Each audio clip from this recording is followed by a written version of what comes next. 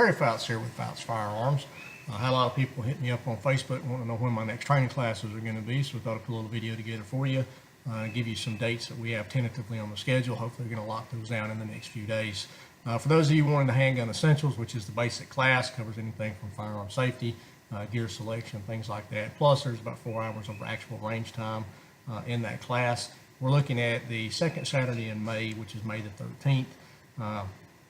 Just bring a handgun, bring some ammo, notebook, and it's a very instructional class. It is basic, so if you're a advanced shooter, you probably won't get a whole lot out of this. The other class that I teach is the concealed carry class. Very popular class, had a lot of people inquiring about it. We're looking at running it on May 27th, which is the 4th Saturday in the month of May. It is not a basic class. When you show up to this class, you should have a basic understanding of familiarity with firearms, firearm safety, and your particular firearm that you'll be using that day. For more information on those classes, check us out on Facebook, Fouts Firearms LLC. We'll be posting up information there on how to get registered for the class once we get those dates locked in. On a side note, I want to talk to you a minute about your weapon selection. A lot of the folks that have shown up for the Handgun Essentials class has been lady shooters. They're new to the sport. They're new to whether it be sport shooting, whether it be self-defense, whatever. They've decided they want to start carrying a handgun. They want to get into shooting. And their husbands have told them that they need a Smith & Wesson 38 revolver. One like this right here. This weapon is clear. Nothing in the cylinder there. One thing that I've noticed is that they typically have a hard time shooting that particular weapon. When I was earlier in my teaching career, that's exactly what I would recommend to a new shooter, especially a lady. Smith & Wesson 38 revolver, they're lightweight. Most of the time you pull the trigger, they go bang, and that's a good thing. If they do experience a malfunction, we usually have some very serious problems.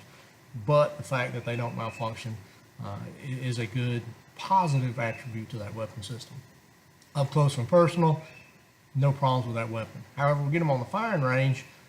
When we step back to beginning at the 5-yard line, I started seeing some issues with putting rounds on target, which is exactly what we need to be doing in one of these incidents if we ever have to use our handgun in a defensive manner. So I got to checking into it, got to doing some studying, trying to figure out why they were having a problem with it, and it comes down to the trigger pull is the main thing that I've come up with. If you search Smith & Wesson's website, depending on the specific model, you'll see anywhere from an 8 to 10 pound trigger pull. Some of them even boast as high as a 12-pound trigger pull.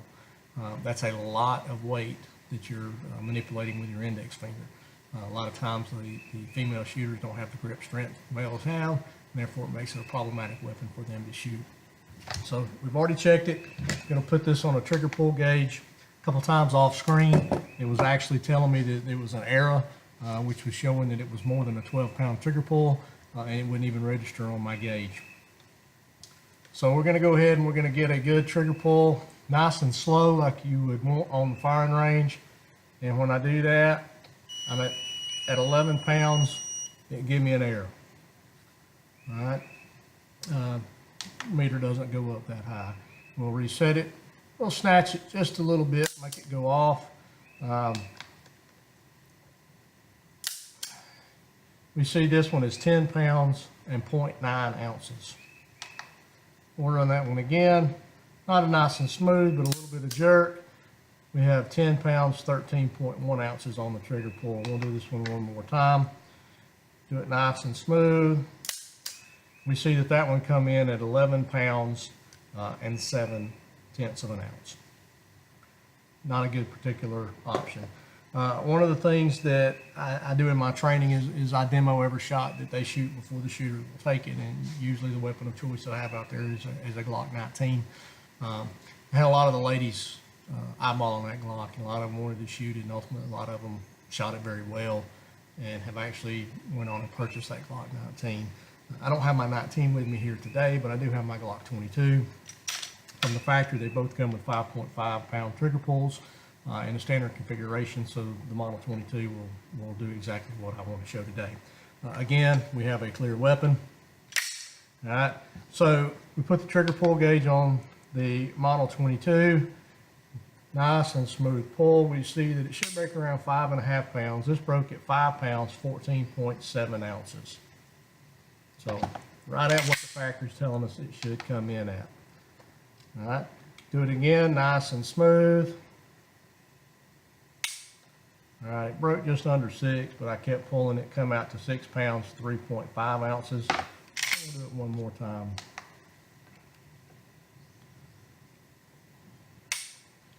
That one broke at 5 pounds, 9.9 ounces. One of the plus sides to using a semi-automatic versus a revolver is round capacity. Smith & Wesson 38, you've got 5 rounds in it. Even though this is a Model 22, but if you carry a Glock 19 chambered in 9mm, it's got a 15+1 configuration for ammo. So you're starting off with 16 rounds. The chances of you actually doing a successful reload in the middle of a gunfight, personal defense situation, is slim to none. I'd much rather go into that with 16 rounds versus 5 rounds you're going to get with a Smith & Wesson. One of the big issues that they want to holler is my wife can't rack the slide. That comes back to a training issue. Everyone that I have instructed has been able to rack the slide and get rounds off with this weapon. The chances of them needing to reload with 16 rounds is few and far between. With good form, we don't have any user-induced malfunctions of the weapon. Glock 19 is a perfect choice, in my opinion, for a new shooter to carry for a defensive weapon. It's small enough to conceal. The 9mm round is good enough to do what needs to be done. And it's just an all-around great weapon. One of the other weapon systems that I've demoed with is a Ruger LC9S. Mine is the S Pro. The difference between the S and the S Pro is mine does not have an external safety. If you feel like you need an external safety, the S Pro would be the S would be the way to go. If you do not feel you need an external safety, the S Pro is a great gun. Do not get the Ruger LC9. Trigger pull is not very good on that one, and we're right back to the same issues that we were having with the Smith & Wesson revolver. But the Ruger LC9S and the S Pro have one of the best trigger pulls out of the box of any handgun I've ever picked up. Again, we have a clear weapon. We're going to put this one on the trigger gauge. It's been breaking somewhere just under 4 pounds, depending on when I can quit pulling on it. But we see this one is breaking at, that one actually broke at 4.7, but I locked it in at 4 pounds, 10.4 ounces. It's a little bit stronger than what it's normally been breaking at. We'll try it again.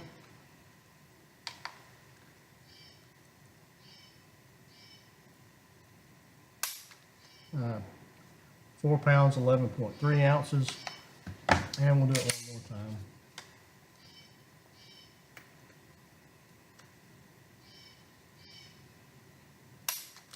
All right, that one broke at 4.4, but I locked it in at 4 pounds, 8.5 ounces.